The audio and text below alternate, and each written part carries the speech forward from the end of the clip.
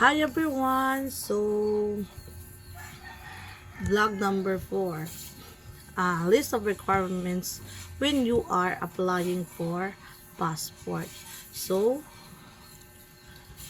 kung nagnanais kang mag-abroad, so kailangan mo talaga may passport. So, ano-ano nga ba ang mga requirements ng passport? So, based on my own experience, since 2016 ako kumuha ng passport, ang mga ginawa ko is online appointment. Kailangan mag-appointment ka muna through online sa DFA or Department of Foreign Affairs. And pag naka-appointment ka na, may email kang matatanggap na requirements na nandun. Isasubmit mo yung for one valid ID na ginagamit. Yung mga valid ID katulad ng SSS or yung voters ID, yun yung mga pwede mong isubmit doon. Tapos papotocopy mo lahat, may instruction yan sila. And then yung PSA mo, yung authenticated by the Philippine Statistic Authority, yun yung NSO ba, NSO yun. Tapos kukuha ka ng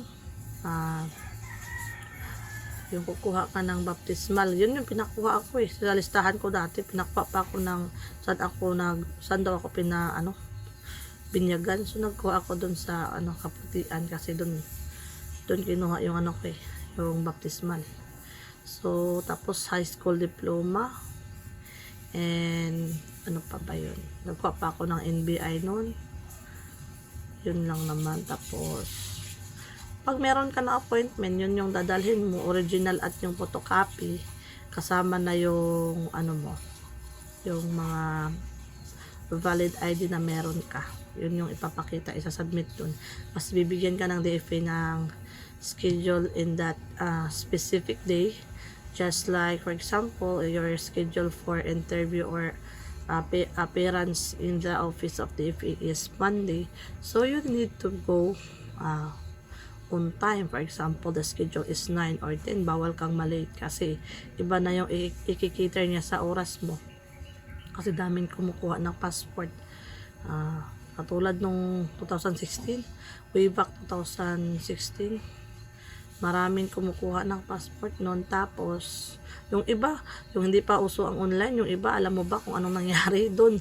Andun sa may Ikulan, dito sa SM Ikulan ng Davao City, kumukuha pa sila ng madaling araw, minsan 2 AM, 1 AM, nandun na sila nakapila. So puti na lang may online, so kailangan mo na lang pupunta doon ng sakto sa oras. Bawal malate na, kailangan 30 minutes, hindi pa nakastart. For example, 9 yung schedule mo, 8:30 nandun ka na, kasi marami kayo, pipila kayo doon.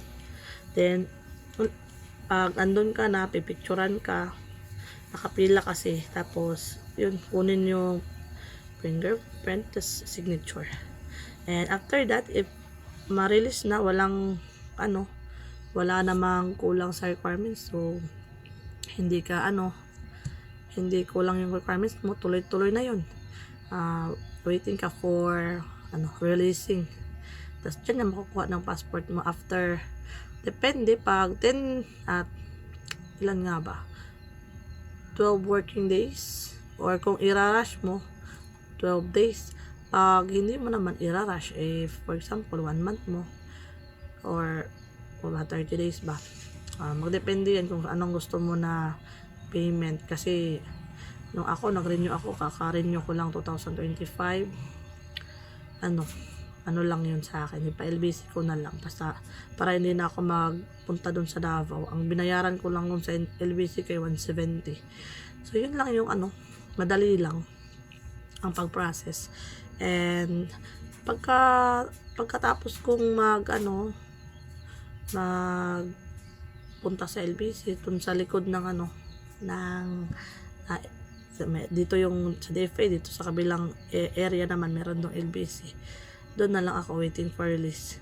So yung nabayaran ko noon, mura lang yun, mga pa yun, 950 820 or 920 sa pagkakatanda ko. Kasi ang tagal na nun, 2016 pa. Ewan ko na lang ngayon kayo parang ano na yun. 1.2 na ata.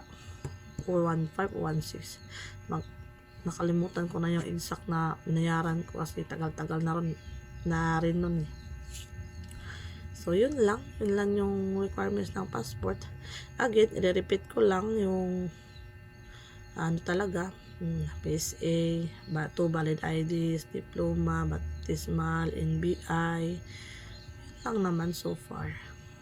So, and that's it for today. Goodbye. Another vlog na naman. So, I hope you are listening to my vlog. Bye.